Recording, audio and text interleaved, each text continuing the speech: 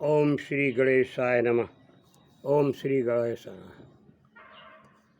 भैया बहनों, बाल बच्चों, जिंदगी से बढ़ कर के कुछ नहीं है।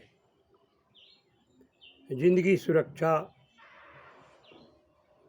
से मनुष्य की आयु में कोई परेशानी नहीं होती। वो है नाड़ी शोधन प्राणायाम। वो है नाड़ी शोधन प्राणायाम। प्रातःकाल स्वच्छ साफ होकर के शौच आदि से नाड़ी शोधन का प्राणायाम प्रतिदिन करना चाहिए। नाड़ी शोधन, नाड़ी का मतलब होता है ये नस नाड़ियाँ जो हमारे पूरे शरीर में फैली हुई हैं। धमनी शुद्ध रक्त खून फेफड़ों से हृदय तक पहुंचाती हैं और वो धमनी के शुद्ध रक्त से हमारा जीवन चलता है। सिरा गंदे खून को फेफड़ों में पहुंचाती। सिरा, ये क्रम टूटता नहीं है। सिरा गंदे खून को फेफड़े में पहुंचाते हैं। फेफड़े के पास दोनों स्पंचिंग फेफड़े करते हैं। हृदय से धमनी एक नस जुड़ी होती है। इसके बाद वो पूरे शरीर में धमनियाँ जो फैली हुई हैं उनमें रक्त संचार दौड़ता रहता है। तो आदमी इस तरह से स्वस्थ रहता है।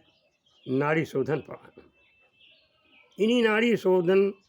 इन्हीं नाड़ियों में शुद्ध रक्त रखने के लिए हमने पहले कई बार बताया और भी बताते चले जा रहे हैं कि पहले नाक का श्वास रोकें। इड़ा से चलिए,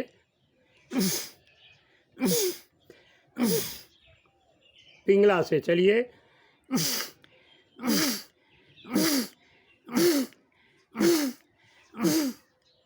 ये देखिए, ये नाक निकलती है, ये प्रदूषण है। वात पित्त कफ, ये 3 प्रकार की बीमारियों के रोग हैं। तो इन्हीं वात पित्त को ठीक रखना है। अब मुख से ऊपर जो नाक सिर के छेद हैं इनसे एकदम सांस की फेंकना है।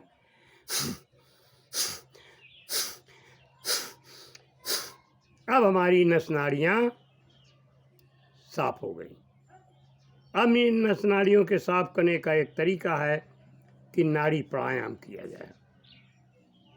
नाड़ी प्राणायाम करने के लिए सबसे पहले हम बाई नासिका से श्वास पेट खाली करके ऊपर उठाते हैं और खींचते हैं।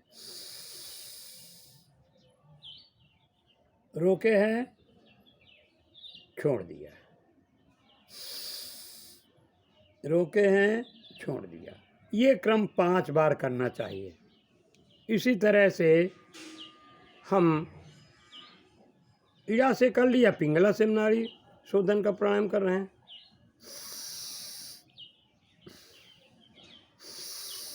पाँच बार इसको भी करना चाहिए। अब नाड़ी शोधन दोनों नासिका सिरों से होते हैं। इन दोनों नासिका सिरों से नाड़ी शोधन प्राणायाम ये करने से आँखों की ज्योति भी बढ़ती है, मस्तक चमकदार रहता है। अब नाड़ी शोधन प्राणायाम में बदल करके करते हैं। रोक लिया, दूसरे से बदल दिया, छोड़ दिया, इससे खींचा, ये स्वच्छ स्थान साफ में किए जाते हैं। जैसे हम छत पर बैठे हुए हैं, छत पर कर रहे हैं, वहाँ ऑक्सीजन है, प्राणायाम आएगा, या फुलवाड़ी में किया जाए।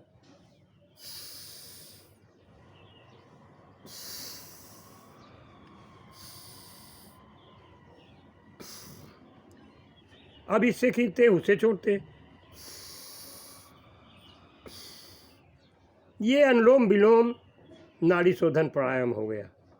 ये अनुलोम विलोम नाड़ी शोधन प्राणायाम हो गया।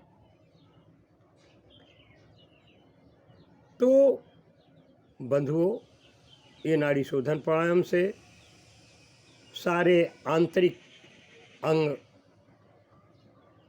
स्वच्छ होते हैं, प्राणवायु हमारे अंदर जाती है, कार्बन डाइऑक्साइड हमारी बाहर निकलती है, तो किसी भी अंग में बीमारी का भय नहीं होता और उसकी उम्र 27 तक चली जाती है।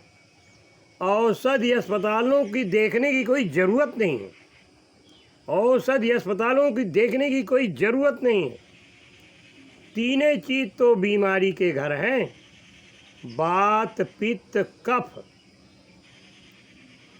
वात माने शरीर के अंदर प्रदूषित हवा, पित्त जो भी हम भोजन करते हैं, खाना पीना करते हैं, जलपान करते हैं, उसका शोषक रक्त बनाने के लिए जो है पित्ताशय है बाएं साइड में, तो वहाँ वो संचित होता है, उससे रक्षा होती है। और कफ अगर हम रोज कुल्ली करके निकालते रहते हैं तो जो प्रदूषित कफ है वो दूर हो जाता है। वात पित्त कफ तीनों होना भी चाहिए, वो इसलिए कि इन्हीं से तो हम जीवन पा रहे हैं। तो वात पित्त कफ होना चाहिए, इसीलिए नाड़ी शोधन प्राणायाम किया जाता है।